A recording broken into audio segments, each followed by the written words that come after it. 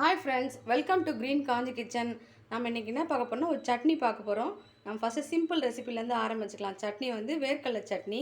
இப்போ நான் வந்து வாணல் வச்சிருக்கேன். இப்போ அந்த வாணல்ல வந்து நம்ம வேர்க்கடலை போட்டுக்கலாம். உங்களுக்கு எவ்வளவு தேவையோ சட்னிக்கு நான் அரைக்கிற சட்னி வந்து ஒரு 4 பேர் சாப்பிடலாம். சின்ன பசங்க 2 பெரியவங்க. நீங்க பெரியவங்களா இருந்தா நல்லா 2 கைப்பிடிக்கு மேல போட்டுக்கோங்க.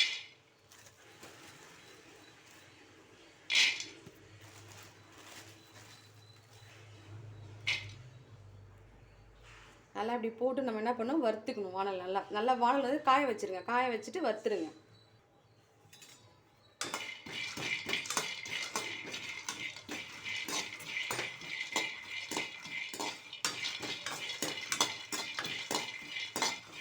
இப்போ வேர்க்கடலைனா கை எடுக்காமல் வறுக்கணும். இப்படி கை எடுத்துட்டு போய் உட்காந்துட்டு அப்படி வறுத்தா நமக்கு வந்து இதுவாகிடும்.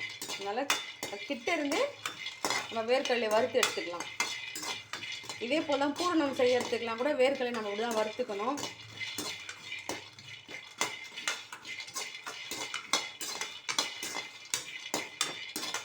இந்த மாதிரி வறுத்துக்கோங்க.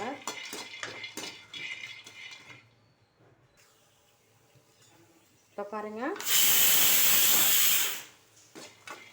இந்த வேர்க்கடலை பாருங்கள், இந்த விடாமல் வறுத்துருக்குமா ஒரு மாதிரி கலர் மாறி வருதுங்களா. இந்த இன்னும் கொஞ்ச நேரம் வறுக்கணும். நம்ம ஒரு 4 மினிட்ஸ் 5 மினிட்ஸ் வறுத்துக்கிட்டிங்கன்னா நமக்கு தெரியும். இப்போ தோல் வந்து எடுத்தால் தோல் வருதான்னு பாருங்கள். இதை பாருங்கள், இன்னும் அப்படியே பிடிச்சிட்ருக்கு இல்லையா, நமக்கு லேசாக தான் இருக்குது. இப்படி இன்னும் கொஞ்சம் நேரம். இப்போ இந்த மணி நேரத்துலலாம் கை விடாமல் வறுத்துருங்க. ஏன்னா விட்டுட்டிங்கன்னா தீஞ்சு போயிடும் நமக்கு.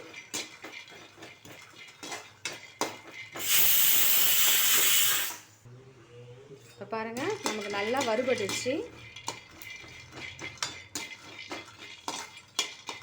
நல்லா வறுத்துட்டுங்களா, எல்லாம் ஒன்றை போலே வந்துருக்கா.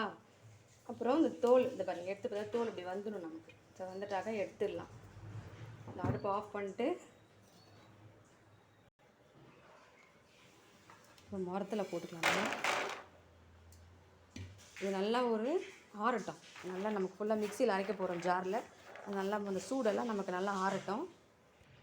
இப்போ பாருங்கள், நல்லா ஆறிடுச்சு. ஆறினதுக்கப்புறம் பாருங்க தோல் நல்லா வருது பாருங்கள், நமக்கு மேலே எழும்பிட்டு. அது ஒரு டம்ளரோ பாத்திரமோ இல்லை ஆழாக்கோ இப்படி வச்சு உடச்சிக்கோங்க.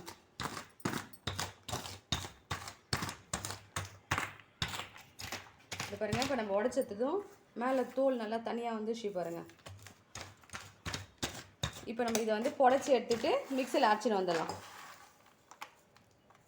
தோல் தனியாக அது வந்துடும் பாருங்கள். இப்போ வந்து இதை வந்து சுத்தம் பண்ணிட்டு வந்துடுவோம்.